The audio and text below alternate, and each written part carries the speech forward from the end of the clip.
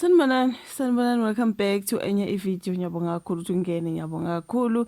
Thank you very much for uthando support. So please kindly subscribe. We like video, share video as well as ukubuka ke lawo ma ads inkosi yami pop up. Cela ukuthi ungawaskip, okay? So mangabe subscribe kudala, ngiyabonga kakhulu guys, but kindly like video. So kule video ke so khuluma ke ngoSiya Mhlongo. Siyahloko silandelela udaba lwakhe lase court ever since uSiya wavulela icala ngobe ethandana naye kwamvulela icala lokumshaya. So uloke up and down enkantolo uSiya Mhlongo, siyamazi kakhulu bengumsakazo Khoze FM, so usola ke ngecala lokushaya. So it's been back to court ama postponement nayo yonke leyo nto. So ngibonela ukhona kudaba ngaye ngasengithi because ngihleli njalo ngikulolu udaba lokaSiya Mhlongo awuthi ke ngize ne update ngoba kuyacaca ukuthi bese enkantolo yet again lapha bakhuluma khona ukuthi kuyokwashayisana ubufakazi ke laphana enkantolo enkulu yaseThekwini ngesikhathi kuqhubeka ke ukuqula kwecala lakhe elokushaya abhekene nalo uSiyabonga Siya Mhlongo, right? Babhalela lapha nephepheni isolezo kuthiwa kuSiya una 42, right? So usola ke ngokushaya ngenhloso yokulimaza kwayisinqanda amathi sakhe umnumzana uNjabulo Duma ona 30 sigameke nokuthiwa senzeka lapha eThekwini ebusuku bango August 31 ngo-2024. So obethula ubufakazi phambi kwenkantolo uDokotela Talent Ngcobo wasesibhedlela sase-Eddington eThekwini okuthiwa uyena owahlola ke uDuma emva kwesigameko. Khumbula leya clip kaSiya nomuntu wakhe guys awakuthiwa ngene emotweni ngikwisesibhedlela, if you do remember that particular clip. So ke kushuthi wasiwa ke esibhedlela sase-Eddington. So lona ke udokotela onguye owahlola ke uSiya Mhlongo emva kwesigameko. So uDokotela uNgcobo ngesikhathi ethula ubufakazi bakhe eholwa umbuso uveze ukuthi ummangali walinyazwa ngebhodlela, right? Ukuthi wayelinyazwe ngebhodlela ubhuti Duma ke. So bathi wayenezibazi ezokulinywaza esiphongweni ngezansi kweso elilodwa kanjalo ke nangezansi kwekhala, right? Kusho lapha nabani udokotela lo nguye ke owasebenza ngobhuti uDuma. So uveze ukuthi ke kwiform iJ88 egcwaliswa udokotela uma ehlola isiguli esilimele waxila ebusweni kuphela ngoba ke ibono babulimele. Wathi yena akagxilanga kwezinye ingxenye zomzimba ngoba zazingalimele.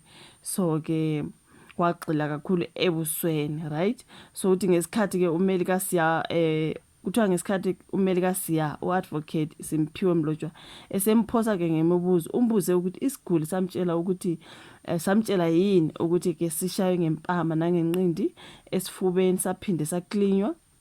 So udokotela waphendula ke ngokuthi lokho akuzange kwenzeke, right?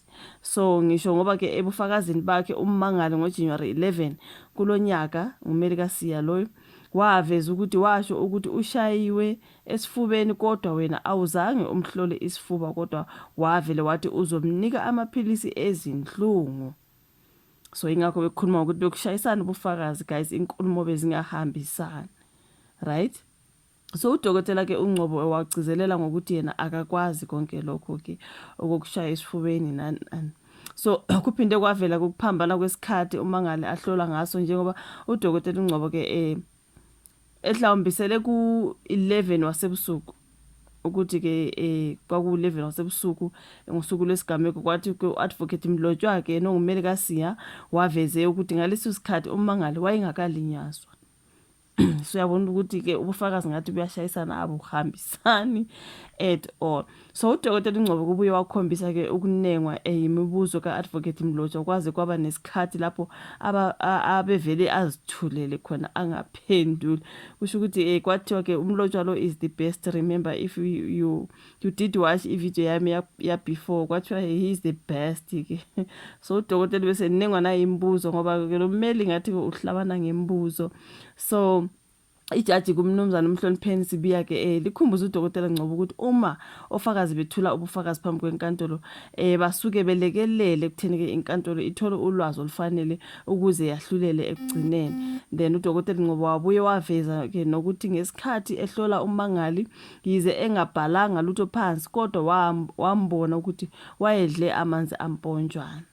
Okay, kazange kubhale phansi kodwa wabona ukuthi under the influence of something. So icala ke lisongwe u-advocate Mlotshwa eveza ukuthi kunesicelo abafuna ukusifaka. Umbuso wasuveza ukuthi ke ngokuxoxisana bavumelana ngokuthi basifake uma ke seliphinde lihlala icala again enkantolo. So uSibiya ke ube eseselihlisela ke uSeptember 9.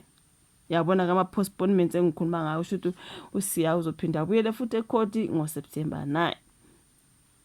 So yeah, you guys ke kuthiwe hamba nabanye abesifazana ababili ke uSiya ukholakala ukuthi mhlambe their family members kuthiwa uSiya ke wacicelela ukuthi okhosini wacicela lapha nokhosini emsebenzini ukumiswa kancane eva ke kokusabalala kwezindaba zesigameko nyakenye akabange sabuyiswele emsakazweni ngesikhathi sokwethulwa ke abasakazi bakulonyaka ngoApril sihleli njalo sithi poor Siya kuthiwa wabuyela anti nguye wacela ukumiswa emsebenzini wabuyela ethi sengicela ukubuyela emsebenzini I'm ready.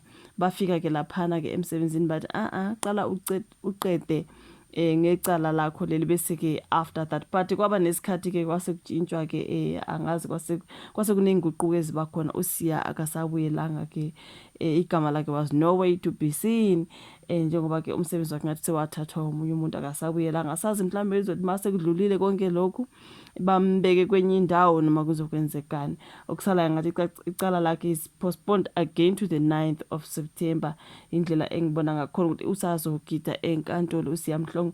So yeah you guys iyona update enginayo ke ukuthi bese enkantolo kuthabe kushayisana bufakazi ke lapha you guys ngathi ke inkulumo bezingahambisana right. Ngiyabonga kakhulu ilike ivideo isubscribe share asibonane kwezayo bye.